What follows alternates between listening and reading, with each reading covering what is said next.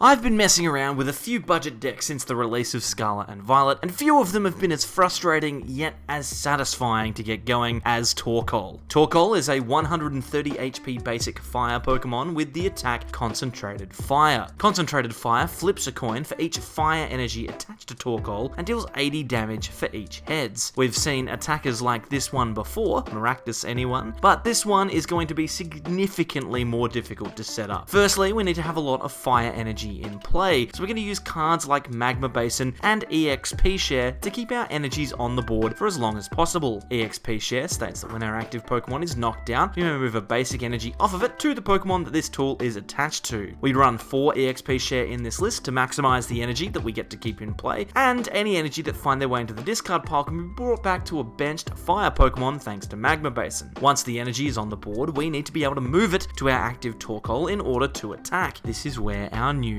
Armarouge comes in. Its Fire Off ability allows you to move as many fire energy from our benched Pokemon to our active as often as we like. In this way, we can keep recycling Torkoal and flipping a bunch of coins, but only if we keep our energy. Unfortunately, this combo can be a little bit tough to pull off, so we have a few backup attackers to help out as well. Entei V can be very powerful in the early game, only needing 2 energy to pull off its Burning Rondo attack, and it provides some consistency thanks to its fleet-footed ability. Radiant Charizard is also a powerful Pokemon that in the late game can be a very strong beat stick, capable of taking huge knockouts without coin flips, and Slowbro can get some of its Twilight inspiration going to help us win a game that might otherwise have been lost. This deck has lots of moving parts, so I wouldn't recommend crafting it as your first Scarlet and Violet list, but if you want to try it out, it will cost you approximately 9,265 credits. The list is on the screen right now, as well as down in the description. Whilst you're there, if you could subscribe to the channel and like the video,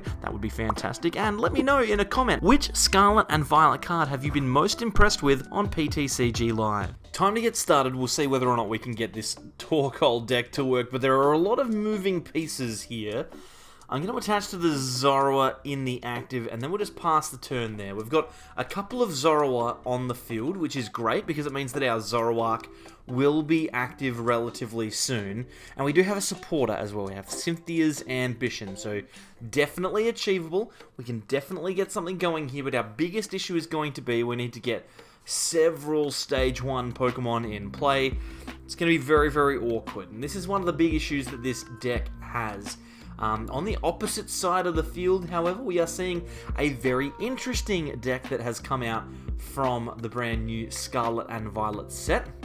It's featuring the classic Origin Form Dialga V-Star, which you've just seen come down into play there, and it uses Miraidon to help set up Magnezone to power up this Dialga. So it's going to be very interesting here. We're going to have a slow start, but on the plus side, we at the very least have access to weakness to get us across the line. Alright, so we're going to play this Zoroark down. We can play down the Magma Basin, and this will allow us to draw a couple of cards with Cynthia.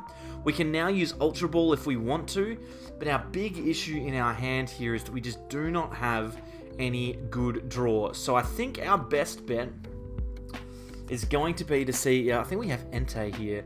I think we might need to go with Entei just because it gives us at least some card draw. We can't necessarily get an attack off this turn. We can at least Magma Basin though to get some energy onto that Entei. We can retreat into the Entei now and draw a card. I don't know that we're going to be as efficient as we want to be here, but that's okay. We can at least see another card. A Manaphy's pretty good. I think we actually have Armarouge there, so we can turn this Zoroark into an Armarouge with Phantom Transformations. That will send the Zoroark into the discard pile and replace it with Armarouge. And then we can use that Fire Off ability to move energy from our bench onto the active. Now our Entei V with Burning Rondo will be able to hit for 180. We just miss out on the knockout on this Rotom. That's okay though. I'd like to put some pressure on. We're doing that. So let's see whether or not we can capitalize on this. We've missed the knockout with an attack.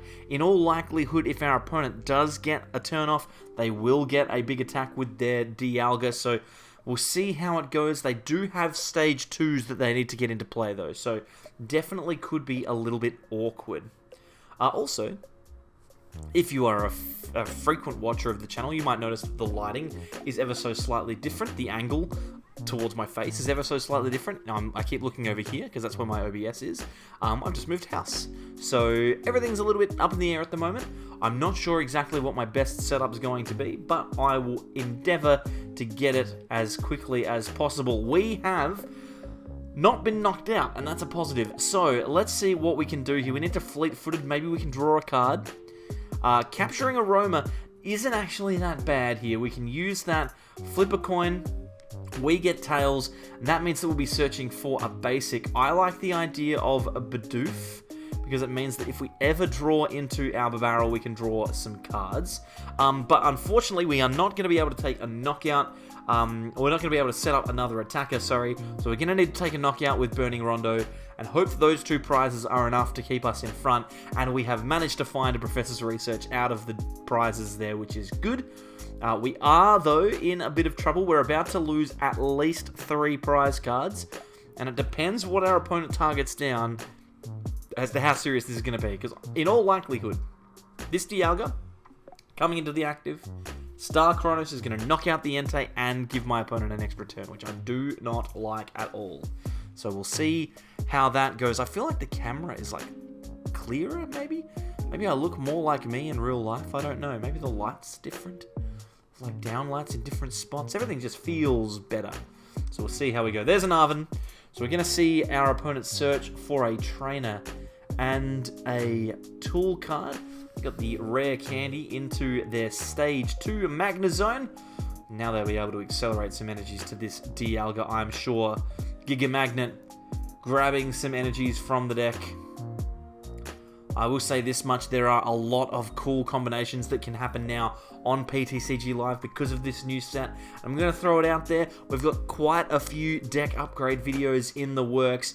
I'm very excited to get those out to you. I want to make them as good as possible though, and with the move it's been a little bit difficult, so I'm hopeful that I'm going to get one out to you soon. I've already got some footage for Koraidon EX, but if you have a specific deck that you would like me to take a look at, then please let me know down in the description. I would really appreciate it.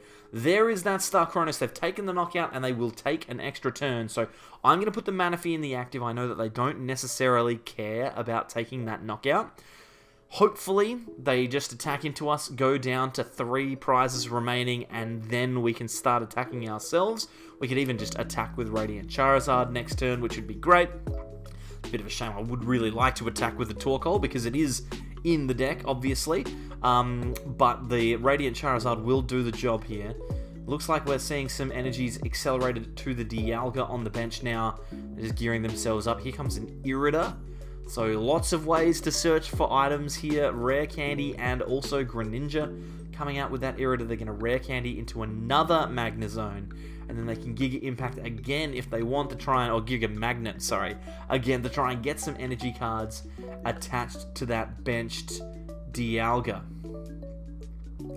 Alright, so they now attack into us because they can't boss anymore, so they're going to Metal Blast. 280 is a lot of damage.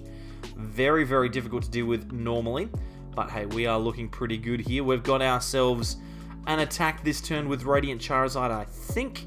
So we might promote that. I don't think that there's anything else that we realistically need to do. It's no funny plays that we can make by, you know, trying to be cute or whatever it is. Let's throw down the EXP share, and we can also chuck down the Magma Basin as well. And then we can just go for a research. We don't need that Charcadet. We've already got a Armarouge in play. There's a Torkoal, which I like.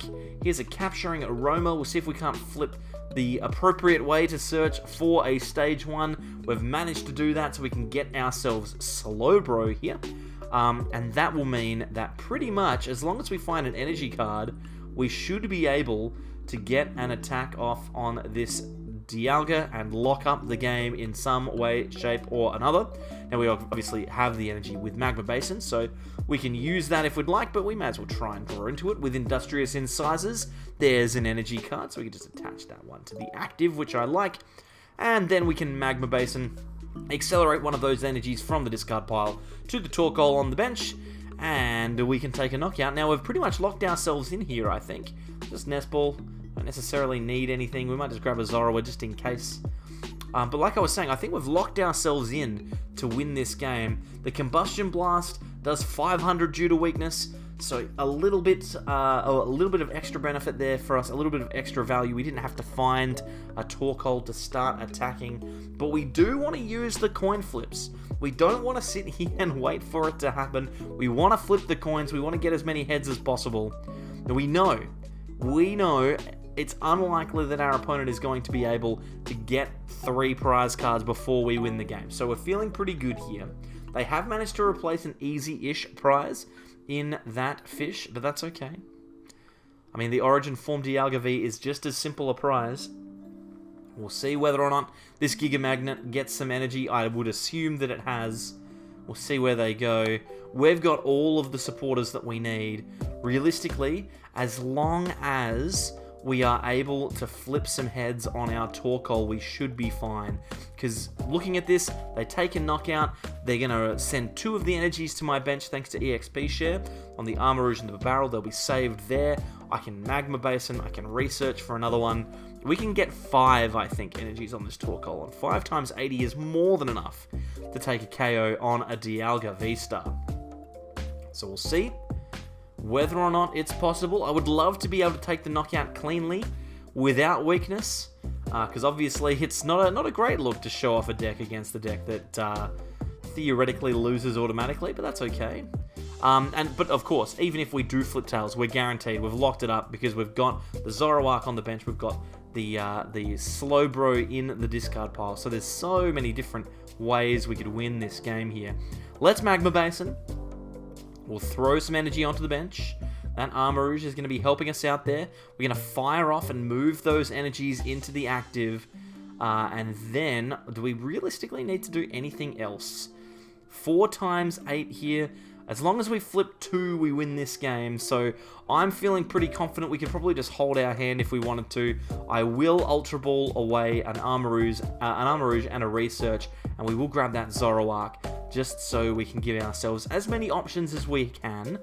Miriam is also a really, really good card in these Zoroark decks, by the way, because we can just chuck those Zoroark pieces back in. We might go like Entei, Radiant Charizard, and then a Zorua and a Zoroark, and then we can get those back in the deck and then draw instantly, which is fantastic. We actually get back into a Zorua right away here, which means that we've got more flexibility if we need it. The issue, of course, is that it can be difficult in the early game to get things going. We'll just bench an energy here. Concentrated Fire. We need to flip 2 heads. It doesn't really matter whether we get 2 or not. We've got 2 tails, 1, 2 heads. Okay, so we do manage to win the game here. But like I was saying, if our opponent attacked us and knocked us out, we had the Zoroark, we had the Slowbro, so all would have been well. I think the shame here is that we just didn't get to attack with Torkoal, realistically, but that's okay. You saw how the deck's supposed to work. Thanks very much for watching, everyone. We'll see you next time.